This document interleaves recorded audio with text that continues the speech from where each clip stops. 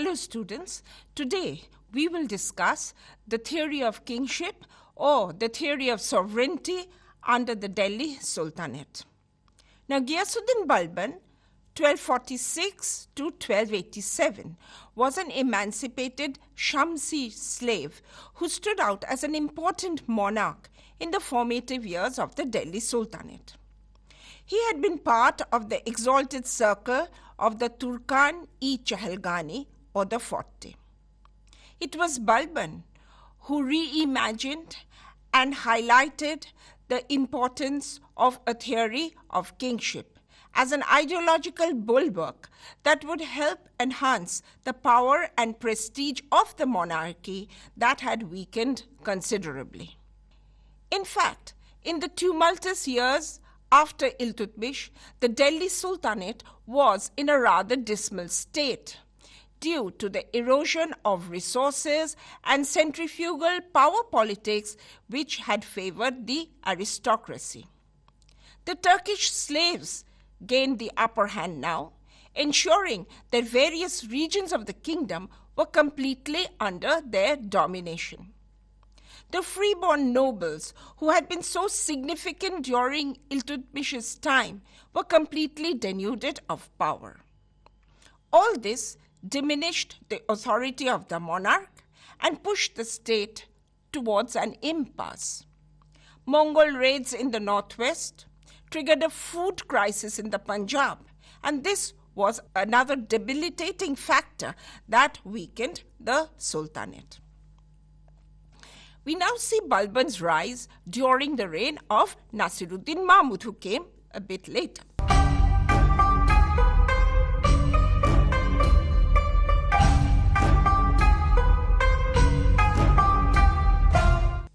It was during the reign of Nasiruddin Mahmud that Balban was able to showcase his efficiency. He ensured the security of the kingdom by bringing the northwestern tribes of the Khokars to heel for having aided the Mongols. He also organized expeditions to Ranthambore and Kalinjar, reiterating the political domination of the Delhi Sultanate. With the marriage of his daughter to Sultan Nasiruddin, Balban reached the pinnacle of his career as a noble because he was then elevated to the position of Naib-e-Mamlikat. From the very beginning, Nasiruddin Mahmud really had no aptitude towards running a kingdom. He was happy to depend on Balban. So Balban's control of the administration of the Delhi Sultanate really began during his son-in-law's reign.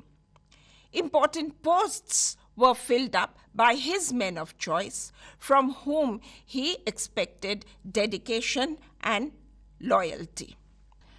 Now, after the death of Nasiruddin Mahmud in 1265, possibly by poisoning, Balban ascended the throne. He was destined to rule for another 20 years. And this was a period which had important milestones in governance at this time. There was an unprecedented strengthening of power of the monarchy, whose position and prestige had sadly depleted before. In the words of Barani, Balban imparted a new lustre to the affairs of the state. Peace and order too was restored, and the Sultanate became a more intrinsic political entity in the subcontinent and an even greater force to be reckoned with. Balban prioritized consolidation over conquest. Now, Balban's first concern was to establish the exalted nature of kingship. And here, Balban had to underscore the superiority of the Turkish race on the one hand and promote the unsurpassed power of the king on the other. So this was a bit of a paradoxical situation.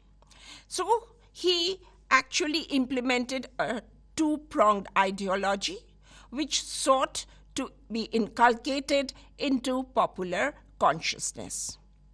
Balban began by highlighting his own pedigree, flaunting his blue-blooded heritage. The aristocracy of the Turks was foregrounded through the mechanism of appointing only men from this group to important administrative posts. Those perceived to be of inferior descent were excluded from all positions of authority. In fact, it was the Indian Muslims who bore the brunt of this policy because they were ignored altogether. Now, as I said, the situation was slightly paradoxical because while granting the Turks racial preeminence, Balban was at the same time very aware of the challenges that they epitomized to his kingly office. And here, it was the fear factor that remained an important component of Balban's scheme to retain power. Barani tells us that the king felt that as long as awe, fear, and terror is not instilled in the masses as well as among the privileged, meaningful governance cannot be possible. In order to preclude any defiance on the part of the aristocracy, Balban floated a theory of kingship, which was to remain a cornerstone of his political ideology, his ideology and the ideology of the Delhi Sultanate for a very long time. Now, this theory of kingship was actually rooted in Quranic concepts, right? And it evolved over time as the Islamic political structure spread far and wide over greater geographical spaces. Now, let us look at the initial ideas of the theory of sovereignty.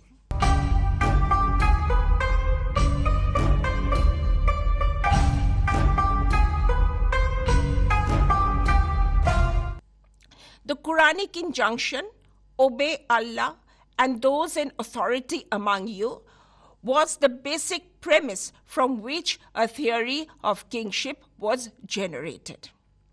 Now, this kind of injunction emanated in the environment of political violence between Islam and the tribal chiefs of the Arabian Peninsula, right? So there had been the necessity of taking on an authoritative stance on the part of the emerging religion, that is Islam, right? So such injunctions were imperative at that time. Now, at this juncture, the Prophet himself was the pivot of this nascent Islamic society. He was the repository of both political and temporal power. His sayings, therefore, carried immense political import. Total submission to the inspired word of God and to the Prophet, who also headed the world order, was the norm of the times. Muhammad's rulings had the weight of law and were adhered to unquestioningly. However, this scenario changed little by little. The unlimited authority which the Prophet commanded, however, became severely restricted after him. The first four caliphs who succeeded him were unable to simulate the superior and limitless power of the time of Muhammad, as they were no longer the source of law. We must remember that Muhammad himself was the source of law, but the first four caliphs were not.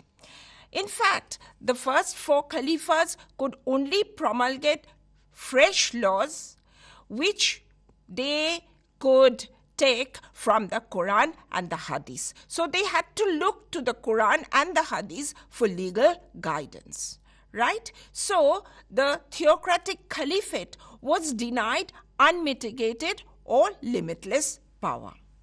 This situation also began to change gradually. The moderate and restrained rule by the Holy Quran gradually gave way to Islamic dispensations which overstepped earlier boundaries of power and claimed despotic authority for themselves.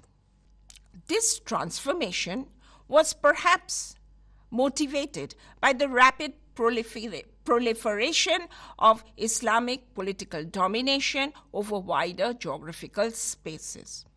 In fact, the need was felt to rein in the remnants of the recalcitrant Arabian tribes and bring them within the ambit of strong organized government.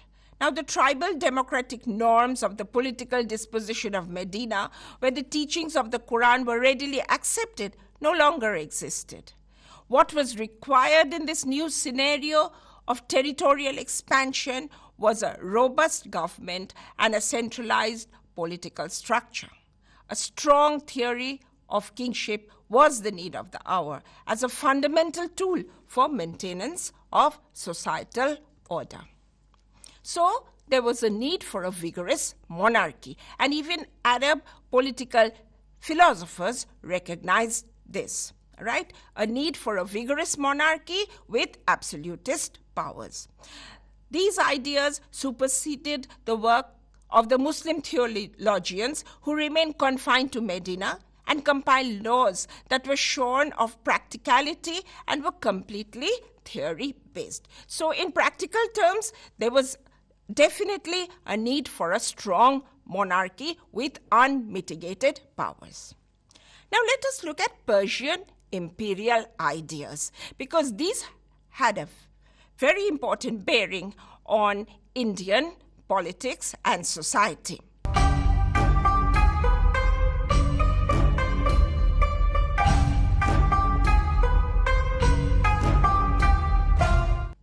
Now, with the fall of the ancient capital of Ctesiphon and the gradual relocation of the seat of the Khalifa to Baghdad, Persian imperial concepts impacted Islamic ideas of governance in a very significant way.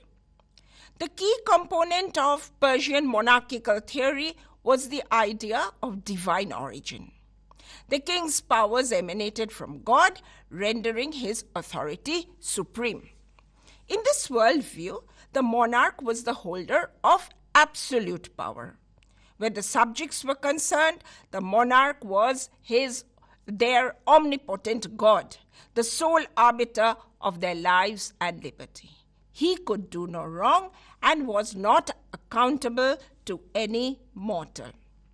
So new dimensions of monarchy came to the fore with Persian ideas of sovereignty.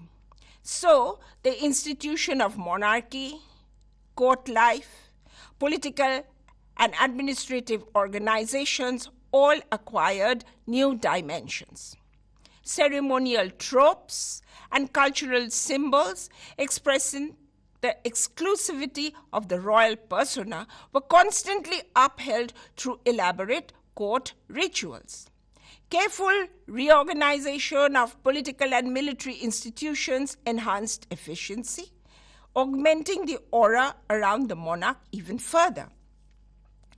Acculturating Persian mores, the Islamic political framework underwent a process of symbiosis. Facets of the military organization, as well as social customs and festivals, and the Islamic political entities now acquired an altered identity. Here, the monarch and state power emerged strong and reinforced. Meanwhile, in the aftermath of the rule of the first four caliphs, there was the emergence of breakaway states in the erstwhile provinces of the Islamic Empire. These rulers styled themselves sultans, and the small kingdoms that they created were referred to as sultanates, right? The metonymy of power and authority remained quite overt here. Centuries later, when the Delhi Sultanate was born, the sultans assumed absolute supremacy and monarchical dominance. Now let us look at the Indian scenario.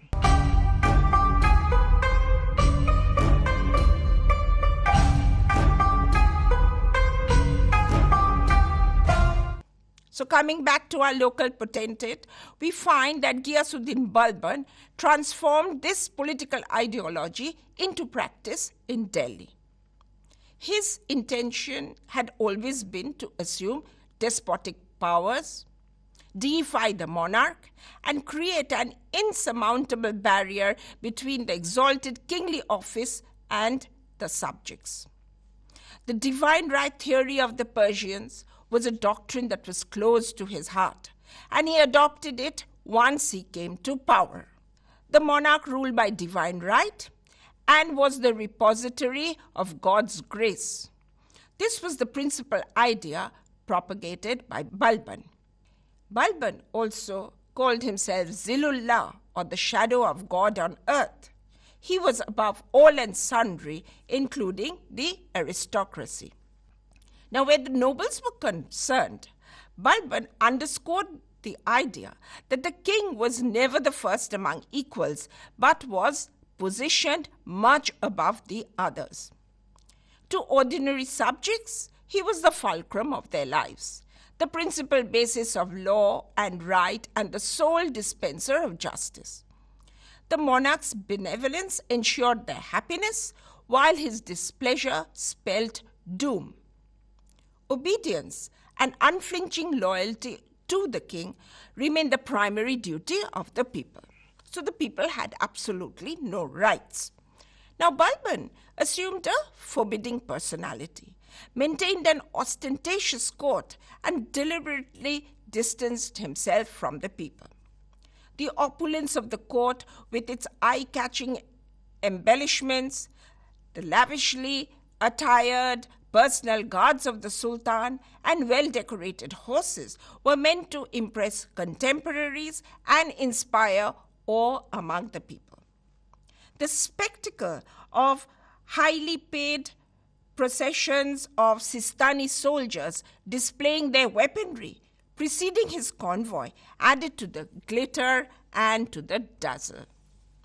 According to Ziauddin Barani, the presence of important officials like Hajibs or chamberlains, Siladars or armor-bearers, Jandars, that is guards, Pahlwans, wrestlers, along with commanders, Sari Jandars, served to heighten the pomp and splendor of the court proceedings. Court etiquette was strictly followed, and the rituals of Sijda and Paibos imported from the Persian court. The Sultan himself always appeared in full regalia in his opulent court, remained permanently unsmiling as he carried out his duties. His grave demeanor camouflaged human emotions such as joy, sadness, or anger, rendering him all the more superhuman and unapproachable. Now, Balban was extremely proud of his origin, right? So he kept on talking about his pure origin and traced his ancestry to Firdausi's epic hero Afrasiab. Shahnama, or the Book of Kings, which was the longest poem written by a single poet and immensely prized by the Persians, was something that was a work that Balban respected immensely. Persian cultural patterns remained high on Balban's list of priorities. He was very proud of his Turkish pedigree, and therefore he refused to associate with those whom he perceived to be of low birth. Balban distinctly iterated that these follies would compromise the dignity and office of the Sultan. He refused to grant audience to Fakhr Bawani, the chief of merchants, on this pretext, forbidding his courtiers to entertain such requests in future. So Balban had an uncompromising attitude towards social hierarchy, right? Low birth could never be supplemented by wealth or even skill and efficiency. A conservative and divisive social scheme was implemented by him. So, theoretically, we can see that the Delhi Sultan was an unbounded despot, right? So in theory, he was an unbounded despot who could never be questioned or challenged. The Sultan's will was supreme, and he was answerable to none. His subjects had no rights and only bore the burden of obligations and duties. Intellectuals like Ziauddin Barani were unflinching in their support of the Delhi sultans in their bid to project larger-than-life images of themselves in terms of the power that they supposedly possessed. Barani himself was a representative of the privileged sections of society and was acutely apprehensive of any kind of upheaval in the existing social order. He fervently espoused the cause of the aristocracy. He was convinced that a man's birth determined not only his station in life, but endowed him with certain traits that were impossible to ever shake off. So Barani is a staunch supporter of the despotic powers of the Sultan. In his view, it was only the aristocrats who were equipped to rule. It was imperative that the monarch should belong within this section or to this section of society.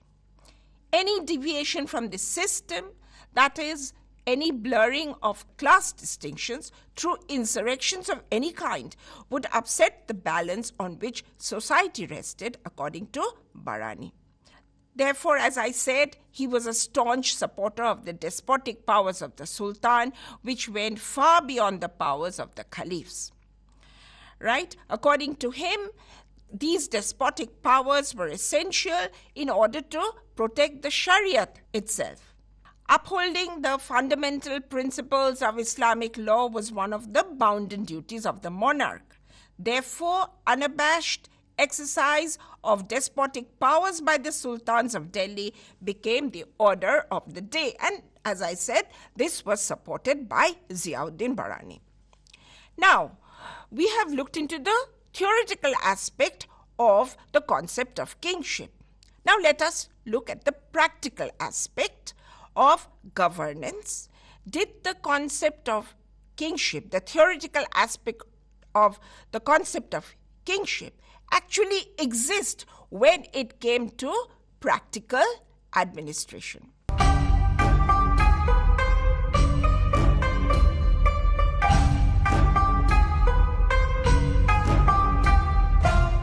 So, first, we can say that the feasibility of translating these excessive powers from the realm of theory to practice needs a degree of analysis.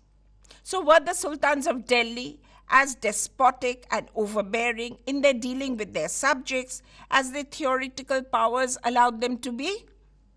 K.M. Ashraf feels that the Indian masses were by nature deferential to authority and remained quite compliant even if their kings sometimes turned out to be tyrannical. The concept of rights for the people hardly existed. So any question about rebellion or rising up against despotism did not really arise. So we can say that, and I will explain this right now, that there were certain compulsions which limited the power of the Sultan.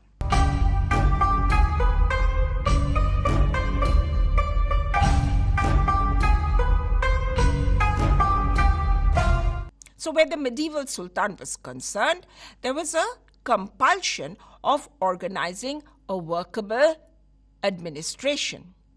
So the Sultan had perforce to adhere to the rudiments of civilized government, even in the context of autocratic rule whenever it was necessary.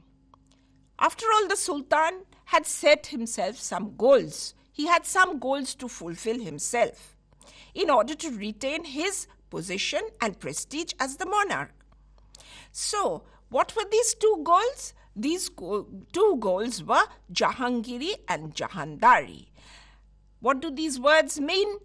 Conquest and consolidation of territories. So, the monarch actually initially concentrated on territorial expansion, thereby carrying out the two duties of Jahangiri and Jahandari, that is, conquest and consolidation of new territories. He had to do that in order to retain his own prestige. So, the successful implementation of this resulted in ever-expanding boundaries. More attention, therefore, had to be given to the establishment of peace and regularity within his own realm, because internal order was imperative for the greater political ambitions on the part of the monarch. It was not possible to carry out expeditions of conquest if there was internal turmoil within his realm. So the Sultan of Delhi had perforce to bow down to the basic norms of rational civil government. He could not afford to have a very irregular or a very violent kingdom where he would always have to look after law and order. The Sultan had to have three things: his personal power and authority, which he projected through the theory of sovereignty. He also needed military might and, of course, economic resources. So, the collection of taxes was very important to the Sultan, right? Now, this steady collection of taxes hinged on the safety and security of the subjects, and this remained a principal concern of the Sultan. Justice, too, had to be meted out to all sections of society, and protection of the vast rural and urban masses remained high on his agenda. The rights and customs of the Hindus were generally not violated. Of course, there were initial assaults when prisoners of war were immediately converted to Islam, because we find that the Hindus were left to their own devices, as this would be any other way, or interfering too much or oppressing the Hindus too much would be detrimental to the interests of the Sultan. So, internal peace was an essential ingredient of imperialistic rule. Without order at home, it was impossible to continue the policies of Jahangiri and Jahandari. So, this was, and as we know, both were very necessary for the proliferation of power and authority. So, we find that on the one hand, the Sultan tolerated Hindu practices for the sake of civilized government. On the other hand, the Sultan was also limited by the religious injunctions of Islam. This was a faith which he shared with the ruling classes in order to ensure their solid support. So the monarch had to also abide by the rituals and the symbols of Islam. So there was a thin line on which he had to balance the two. On the one hand, he had to be more or less rational with the Hindus. On the other hand, he had to abide by the rituals and symbols of Islam. Now, Bharani talks about the salvation of rulers lying in the defense of Islam and prescribes many measures through which this could be achieved. He recommends that implementation of law should be entrusted to God-fearing religious people. Open defiance of Islam should be uprooted and disbelievers publicly humiliated. However, as the Sultan had a halo around him and was equated with God, benevolence and generosity were the natural corollaries of kingly office. Ordinary people were thus recipients of these noble sentiments. So, in conclusion, we may say that while the Delhi Sultans enjoyed unlimited political power theoretically, they were in reality duty-bound to provide certain basic rights and security to their subjects. This was to ensure political and economic might in real terms. It was obligatory to secure peace within one's kingdom for further conquest and an exponential enhancement of the Sultan's stature. So, the Sultan was, in theory, an unlimited despot, an autocratic monarch. But in reality, he had to tread the middle path. He had to provide his subjects with peace and security. Thank you.